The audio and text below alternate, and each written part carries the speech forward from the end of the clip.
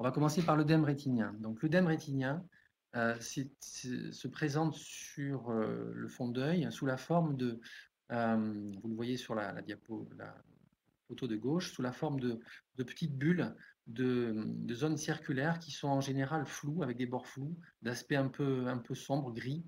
Elles sont plus ou moins nombreuses, plus ou moins larges selon l'intensité des lésions rétiniennes. Là, on voit quand même des lésions assez nombreuses. Et ce sont des bulles en surélévation. Sur la photo de droite, on a un aspect qui est plus hyperréflectif. Ce sont des lésions qui sont plus anciennes et qui ont abouti à des phénomènes de dégénérescence rétinienne localisée. Mais retenez donc ces zones circulaires grisâtres à bord flou. Ça correspond à des bulles d'œdème.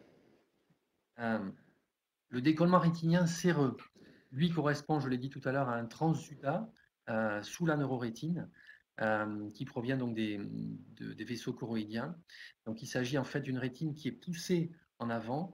Alors il y a différents types de décollements rétiniens, je ne rentre pas dans les détails ici. Il y a des décollements rhegmatogènes, des décollements tractionnels avec des déchirures de rétine.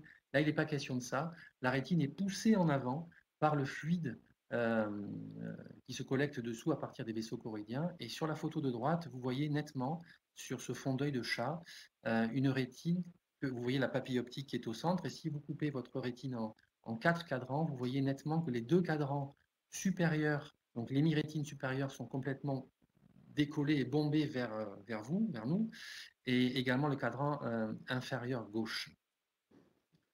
Alors d'autres décollements de rétine. En haut, on voit nettement sur la photo de gauche, en haut, une rétine qui est complètement plissée, un peu comme si du vent s'engouffrait dans des rideaux. On voit que c'est vraiment complètement, elle est complètement pliée, complètement décollée, avec des petites traces d'hémorragie rétinienne aussi. Et sur la droite, on voit une rétine qui est là aussi complètement décollée, avec au centre la papille optique qui, elle, reste toujours évidemment attachée.